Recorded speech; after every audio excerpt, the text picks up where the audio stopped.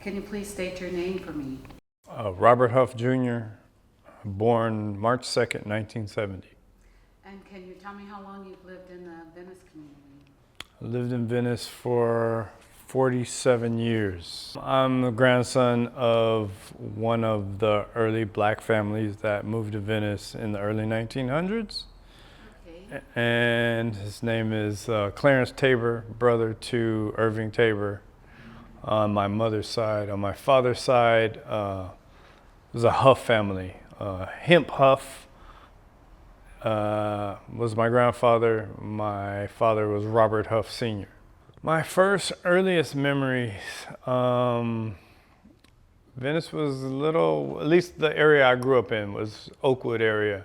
It was somewhat ramshackle, a lot of craftsman homes, and for me in the 70s, a little bit hippie-ish, colorful, and very diverse from what I remember. It can be a little bit rowdy comparatively to the areas around it, but from what I remember is just a good family upbringing in a place like, at least with the area I grew up. So tell me some of the activities that you remember at Oakwood Park.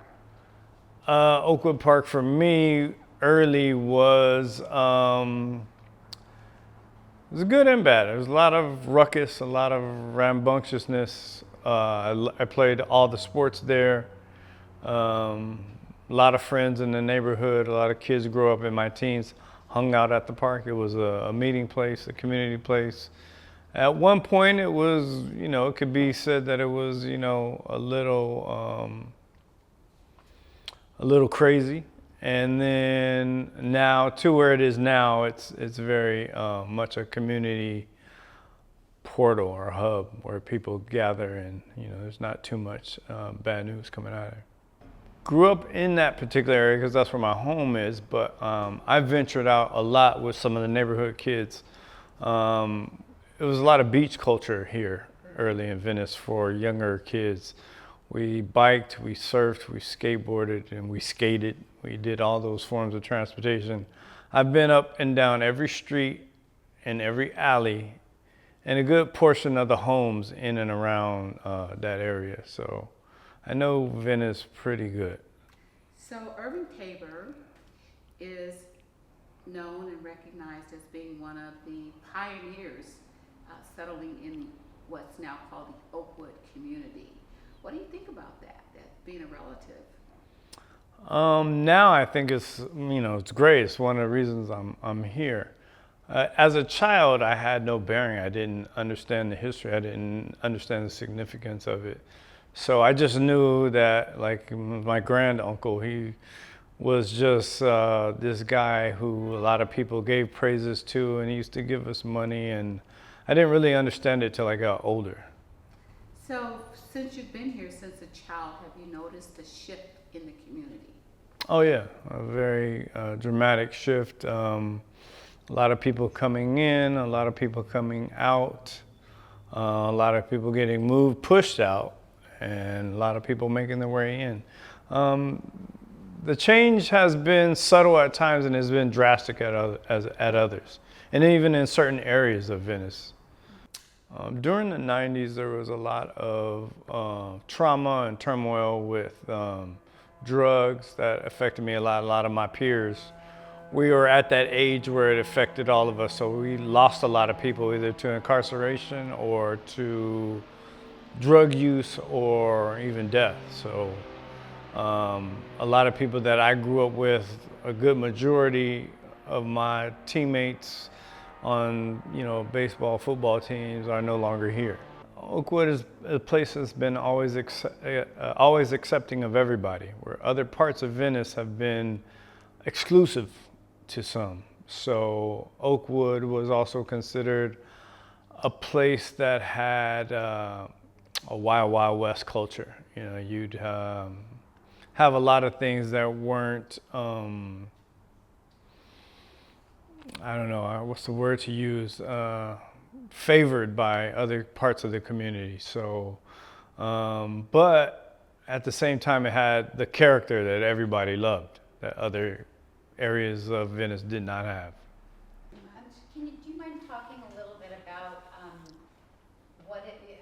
because I saw you in another documentary, you were talking about like the social justice aspect of growing up a young black man in Venice during the 70s and 80s. And it's obviously a subject that's still pertinent today. Yeah, growing up in the late 80s, we were subjugated to what we call as teenagers, or now young adults, call it the crack years, which started in like late 80s, and it swept through Venice really, really fast with a lot of the young kids having access to these harder drugs. And some of the parts of Venice have always been associated with, drugs and drug use, but never has it had this detrimental effect, and mostly on the black community.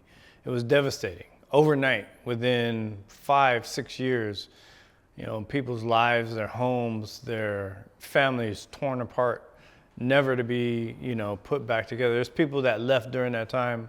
Nobody knows where they are. It was pretty devastating to the community, and it really never bounced back from that.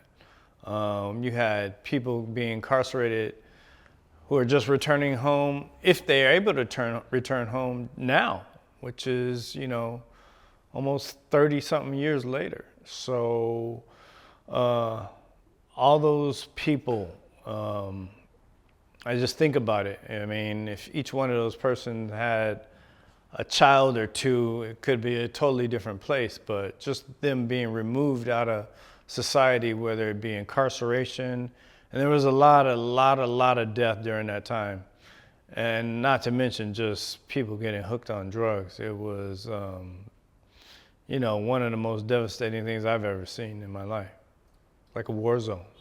Do you feel like the police targeted Venice in a way that other parts of the city weren't targeted? Maybe this particular area was targeted, but I also feel like there was maybe a lack of oversight, because the drugs just had an overwhelming effect on everybody. I mean, you could have, there was people who were arrested, of course, but as far as the drug use and people getting hooked on it and destroying not only their lives, but everybody's life around them. So I think that was one of the causes. But I do think some of the laws that were enacted, like ordinances for your home, if someone was caught selling drugs on your property, or drugs were found on your property, they confiscated the land, they confiscated the property, and they put a fence around it for a year. And so those homes weren't able to, either if it was apartment, it weren't able to collect rents, it wasn't able to pay itself off. I mean, and that properties were, end up being lost. So those were some of the little tactics, I could say, that I've witnessed. And far as the policing of it, yeah, that was another part of, a lot of kids getting incarcerated. I say kids because it was mostly kids, mostly men under 23 years old. That came from the gang injunction, which followed the drug wars, and then the gang injunction. Yeah, gang, and then you had all the young men who maybe their parents had homes and had property, but either had to put the property up for bails and these type of things, or there wasn't enough young men to take care of the property and to see it through beyond, whether it be maintenance, repairs, or just day-to-day, keeping it up. I noticed that a lot of older elders in the community weren't able to, keep their homes and keep them in shape because there was no young men there to do the work. Right. So those were some of the things that I witnessed. And, growing up during that period, it was, you had the church, which, the church made most of its money off funerals. So it was, you know, a lot of kids that I knew. For the kids that made it out, yeah, we're happy for it. But there was so many that didn't make it. There was, yeah, so many that didn't make it, which is a shame. And I think that's one of the main reasons that you lost some of the characters. 'Cause even though there were some kids that might have been, whether they've been dealing drugs or dealing around it, the ones that came through it and made their way out of it became stronger, and they became more in touch with the community. But the ones that didn't make it, I mean, you can just imagine just half of those kids would have made it through that. I mean, they would have had something to live for, something to fight for. They would have had a neighborhood to take care of. And so now, you know, there's so few, and, you know, the generation is just lost. It's almost like a war, and it was, basically. So yeah, I do feel like, yeah, there was, we were leaned on a lot. Whether you be a good kid or a bad kid, we were all put in the same picture frame and treated the same. I mean, I had never, you know, indulged in those activities, but I know the treatment. I had some tutelage. I had some mentors that, well, I was lucky enough to find some people out there who helped me understand what was going on. And I think not until like the 90s did it start being discussed and documented what was happening, especially to neighborhoods just like this.